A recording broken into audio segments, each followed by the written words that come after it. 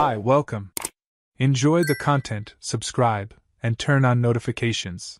Victor Ramirez had learned early on that architecture was about balance, straight lines and curves, open spaces and closed ones, form and function. At 40, he applied that philosophy not just to the designs he drew, but to the life he'd built in Austin, Texas. Married for 12 years to Elena, a meticulous and ambitious corporate accountant, Victor had always taken pride in having a solid marriage. They shared responsibilities, supported each other's careers, and raised their 9-year-old daughter, Sophia, a curious, smiling girl who'd inherited her mother's dark eyes and her father's calm. Victor had never been the jealous type. He trusted Elena completely, admired her independence, respected her space. But over the past 4 months, something had changed. Subtle at first, almost imperceptible, but growing like a crack in a foundation. Elena began mentioning a coworker named Damien more and more often. The IT manager at her company, Damien showed up in nearly every dinner conversation. Damien suggested a new tool to streamline reports. Damien had a funny take on the boss. Damien knew an incredible Thai restaurant. At first, Victor didn't think much of it. Coworkers became friends.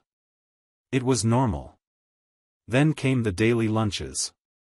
Elena had always eaten at her desk, bringing lunch from home to save time and money.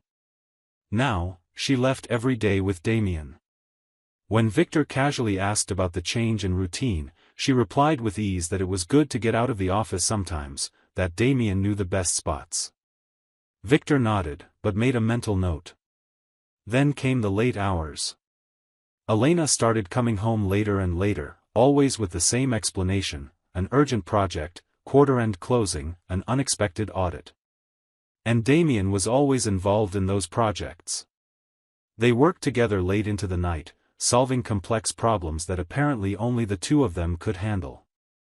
One night, Victor noticed Elena quietly laughing in the bedroom, the glow of her phone lighting up her face. It was nearly 11. He asked who she was talking to. She didn't look up from the screen. Damien. Just finishing up some work details. Victor felt a strange unease, a sensation he couldn't name. He tried to ignore it, but it lingered, growing stronger each day. Elena was different, more animated, more distracted, more distant. She smiled at her phone, but rarely smiled at him. She had energy for long conversations with Damien, but answered Victor with one-word replies when he tried to talk about her day. One Saturday morning over coffee, Victor decided to bring it up. He chose his words carefully, keeping his tone light and non-accusatory. He said he'd noticed she was spending a lot of time with Damien, and maybe it would be wise to create some professional distance, to keep healthy boundaries between work and personal life. Elena stopped chewing. She set her fork down with a sharp clink. She turned to him with an expression Victor had never seen before, cold, irritated, almost contemptuous. "You're serious right now, Victor?" She crossed her arms, her voice rising a notch. "Damien is my friend. My best friend at work. Am I not allowed to have friends? Do I need your permission to talk to people?" Victor tried to explain it wasn't about permission, it was about the amount of time, about how involved she seemed. Elena wouldn't let him finish. "This is insecurity, Victor. Pure insecurity. You're being controlling and you don't even realize it." She kept going, words spilling out fast and sharp. "Damien's gay, okay? Gay. So all this paranoia of yours is completely ridiculous. You're seeing things that aren't there because you have trust issues. Maybe you should work on that, because I'm not giving up my friendships because of your insecurities." Victor fell silent. Elena's intensity caught him completely off guard. She'd never spoken to him like this. He tried to process it. Was he being insecure? Was he projecting something that wasn't real? Elena stood up, grabbed her bag, and said she needed to clear her head. She walked out, slamming the door. Victor sat alone in the quiet kitchen, feeling small, confused, questioning himself. Maybe she was right. Maybe he was seeing problems where there were none. But over the next few days, Victor couldn't shake the feeling. He watched more closely. The constant messages. The secret smiles. The frequent outings. The growing distance between them. And something else bothered him, Elena's disproportionate reaction. If Damien was just a friend, even a gay one, as she claimed, why had she exploded like that? Why hadn't she simply calmed him down? The excessive defensiveness didn't make sense. Victor was an architect. He understood structures. And that reaction had all the signs of a compromised structure trying to hide a serious flaw. Victor made a decision. He wouldn't question himself anymore. He would seek the truth, objectively, professionally. He did quiet research and found Laura Chen, a private investigator with excellent online reviews, specializing in discreet surveillance and infidelity cases. He set up a meeting at a downtown cafe, far from his neighborhood. Laura was a 50-something Asian American woman with short hair, black-rimmed glasses, and a posture that inspired confidence. Victor explained the situation, gave her details about Elena and Damien, hours, car plates, workplaces. Laura listened carefully, taking notes on a tablet. "How long do you need?" Victor asked, his voice low. Laura thought for a moment. "For a case like this, with full surveillance, proper photographic documentation, and behavioral pattern verification, I'd say 10 business days. I need enough time to be certain about what's happening and gather solid evidence in case you need it for legal proceedings." Victor agreed. 10 days felt like an eternity, but he needed certainty. He signed the contract, paid the retainer, and left the cafe feeling a strange mix of fear and determination. The next 10 days were the longest of Victor's life. He kept up his normal routine, taking Sophia to school, working on his projects, having dinner with the family. But inside, he was burning. Every time Elena smiled at her phone felt like a knife. Every time she said she'd work late confirmed his suspicions. He tried to stay neutral, not show that anything was wrong. Elena noticed nothing. She kept her routine, leaving often, coming home late, always with reasonable explanations. Victor just watched and waited. On the 10th day, Laura called. Her voice was professional, but there was a note of empathy. "Victor, I have the full report. Can we meet?" They arranged to meet at the same cafe. Laura arrived with a plain brown folder. She set it down on the table between them and looked Victor in the eyes. "Before I open this, I need to warn you, the content is hard. I found definitive evidence." Victor felt his stomach tighten, but nodded for her to continue. Laura opened the folder. Inside were high-resolution printed photos, organized chronologically with date and time stamps. The first photos showed Elena and Damien leaving the office together, laughing, walking side by side. Nothing incriminating yet. Then came photos of them having lunch at a restaurant, sitting close, Damien touching Elena's hand on the table. Then photos in the company parking lot, the two leaning against Elena's car, talking intensely, faces inches apart. And then, the devastating ones. Elena and Damien arriving at a motel in San Marcos, about 50 miles from Austin. The motel's sign was clearly visible, Riverside Inn. Elena looking around before entering, as if checking if anyone saw her. Damien's hand on her waist. Then photos of them in the motel parking lot, leaning against Damien's car hood, close, exchanging clear signs of romantic affection. Laura turned more pages.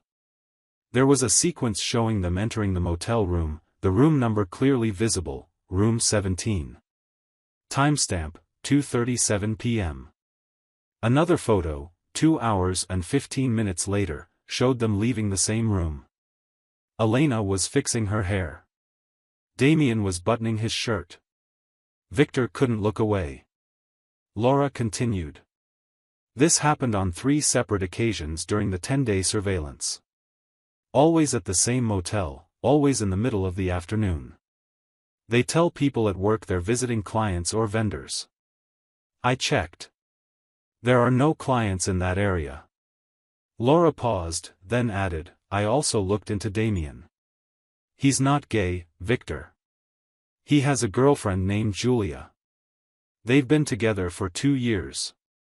She doesn't know anything. Victor stared at the photos, one after another. His marriage, his trust, his entire life, captured in clear, undeniable images. He didn't cry. He just felt a cold, controlled anger settle in his chest.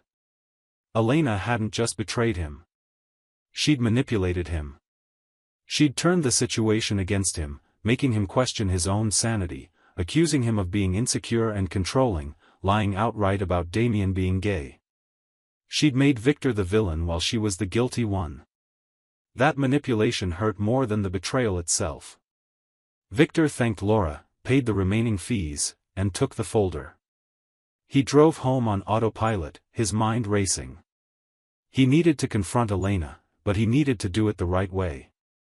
That night, he acted as if nothing had happened. He had dinner with the family, helped Sophia with her homework, watched TV beside Elena as usual. She was distracted on her phone, quietly laughing at a message. Probably from Damien. Victor watched her, and for the first time in weeks, he felt no doubt. Only clarity. The following Thursday, Victor waited until Sophia was asleep. It was nearly 9 p.m. Elena was in the living room on the sofa, scrolling on her tablet. Victor walked in with the brown folder in hand and sat in the armchair across from her. His heart pounded, but his voice came out calm and controlled. Elena, I need to talk to you about Damien. Elena looked up from her tablet, and Victor saw immediate irritation cross her face. She sighed loudly, dramatically. Seriously, Victor? Again? I thought we'd moved past this.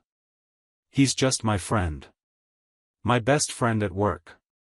You're being completely ridiculous. She set the tablet aside and crossed her arms. This is turning into an obsession. You need help.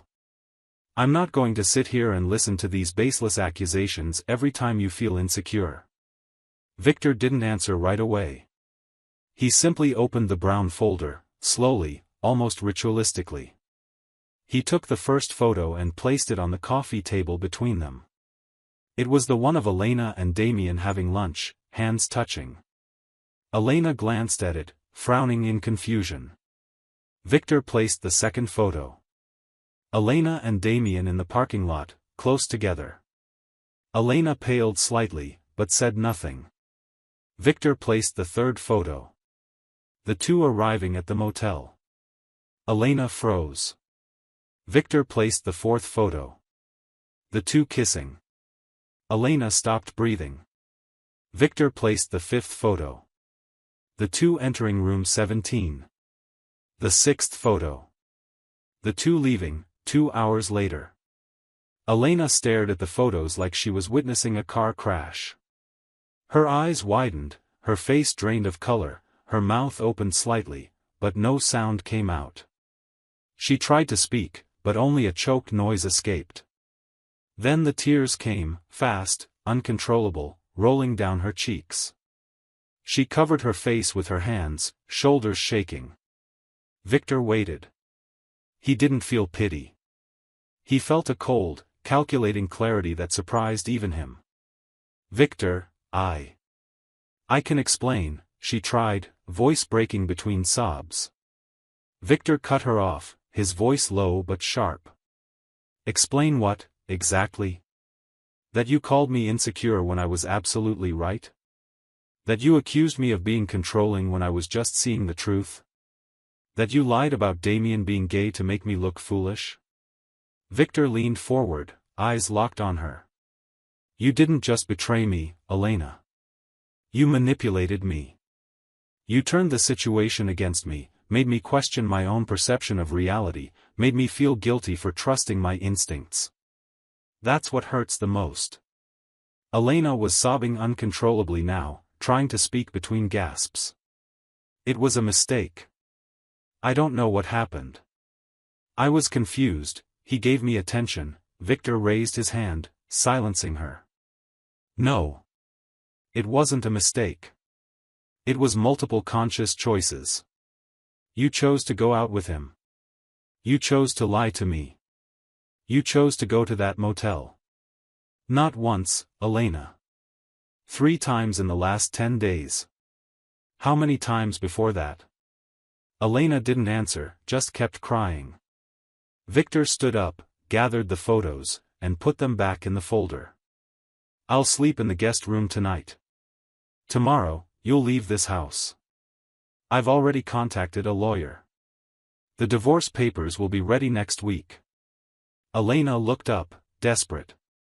Victor, please, can't we talk about this? Think about Sophia. I made a mistake, but I love you. Victor looked at her with an expression that mixed disappointment with something close to pity. You don't love me. If you did, you wouldn't have done this. And as for Sophia, I'll do everything to protect her from this situation, starting with making sure she doesn't grow up thinking this kind of behavior is acceptable. He turned and walked upstairs, leaving Elena alone in the living room with her tears and her choices. In the days that followed, Victor moved like a surgeon. He wasn't interested in public drama or explosive revenge. He wanted justice, clarity, and protection for Sophia. But he also believed the truth needed to be known. Through Laura Chen, he got Julia's contact, the girlfriend of Damien. They met for coffee. Julia was a young woman, maybe in her 30s, a grade school teacher, with an open, gentle face.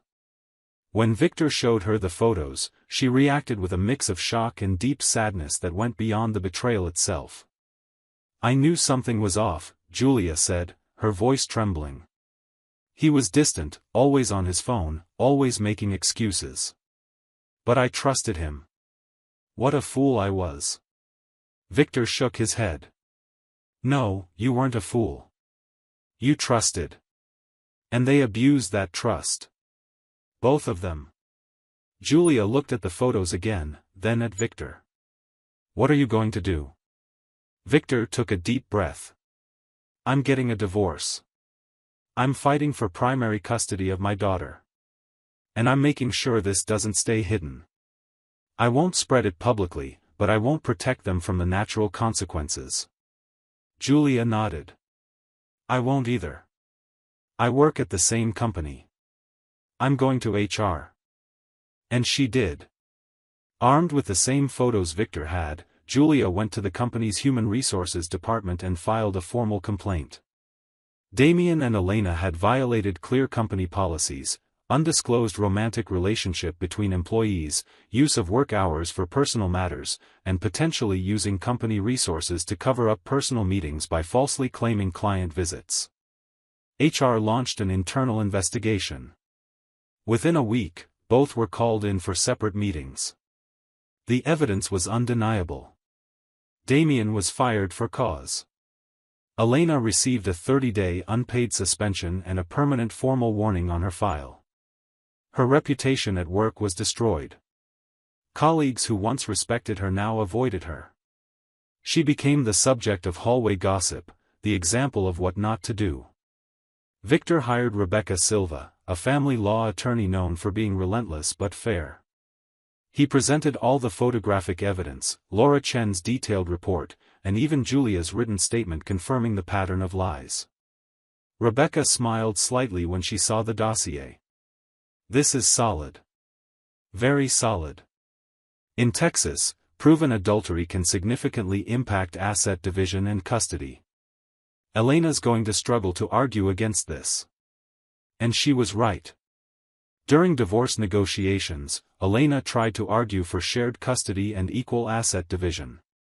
Rebecca presented the evidence methodically. Elena had neglected her responsibilities as a mother during the affair, frequently leaving Sophia with babysitters while she was with her lover. She'd lied repeatedly, showing a lack of integrity. She'd used marital funds to pay for motel stays.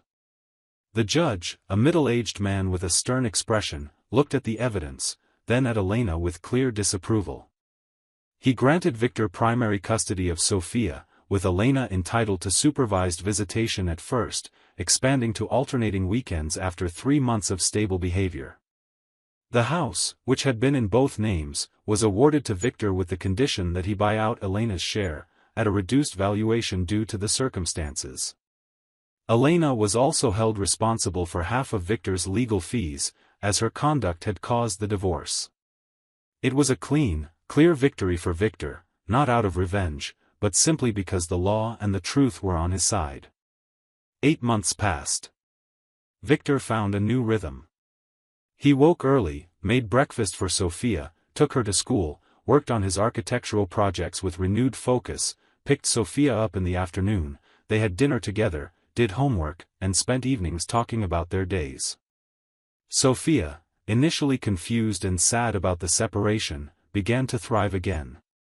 She asked about her mother sometimes, and Victor always answered honestly, in age-appropriate terms, "Mom and Dad couldn't stay married anymore, but we both love you very much." He never spoke badly of Elena in front of Sophia, though internally he carried the hurt. But the hurt was fading, slowly replaced by a sense of relief and clarity. One Saturday afternoon, Victor took Sophia to the mall to buy school supplies. They were in the notebook section when Victor saw her. Elena was across the store, alone, idly looking at a shelf of pens. She looked different, thinner, with deep shadows under her eyes that makeup couldn't fully hide. Her hair, once always perfectly styled, was tied in a simple, careless ponytail. She wore plain clothes, nothing like the elegant outfits she used to wear for work. She seemed smaller somehow, diminished. Elena looked in their direction and froze. For a moment, their eyes met. Victor saw recognition, then sadness, then something that looked like shame. She walked hesitantly toward them. Sophia, distracted choosing a pencil case, didn't notice. Elena stopped a few steps away, hands nervously clasped. "Hi, Victor," she said, voice low and hesitant. Victor nodded politely. "Elena." Awkward silence. Then Elena looked at Sophia and smiled, but it was a sad smile. "She's grown so much." Victor nodded. "She's growing fast." More silence. Elena took a deep breath and looked at Victor again. I wanted to apologize. For real. For what I did. For how I treated you. You were right all along, and I ruined everything." Her voice cracked slightly. "I lost everything. My job, my reputation, my family. Damien left me the moment everything came out. He went back to Julia, begged for forgiveness, and she took him back. And I was left alone with the consequences." Tears began to form in her eyes. "I know you don't owe me anything, but I just wanted you to know I'm sorry. Really sorry." Victor looked at her for a long moment. He didn't feel anger. He didn't feel satisfaction. He just felt a certain neutrality, an emotional distance he hadn't known he was capable of. "I accept your apology, Elena. And I hope you find a way to rebuild your life better." He paused, then continued. "But what happened between us can't be undone. You didn't just betray me. You made me question my own perception of reality. You manipulated me. And that isn't something you forgive easily." Elena nodded, tears now streaming freely. I know. Victor looked at Sophia, who had finally picked a pencil case and was running toward him. "Dad, look what I chose." Sophia held up the case excitedly. Then she saw Elena and her smile faltered. "Hi, Mom." Elena knelt down, trying to smile through her tears. "Hi, my love. What a nice case." Sophia gave a half smile and moved closer to Victor, holding his hand. The message was clear. Victor looked at Elena one last time. "Good luck, Elena. Really." He put his hand on Sophia's shoulder, and they walked toward the checkout. Elena stood where she was, alone in the store aisle, watching them walk away. Victor didn't look back. He didn't feel the need. His life was moving forward, with clarity and purpose. Sophia was happy and safe. He had his dignity and his peace of mind. Elena would live with her choices and their consequences. And as he walked hand in hand with his daughter, Victor realized he hadn't just survived the betrayal. He'd come out stronger, more aware, more confident in who he was. The architecture of his life had been torn down, but he'd rebuilt it, this time on a foundation that was stronger, more honest, more true. And that was the victory that truly mattered. Thank you for watching the video. If you enjoyed it, don't forget to subscribe to the channel and turn on notifications so you won't miss any updates. See you next time.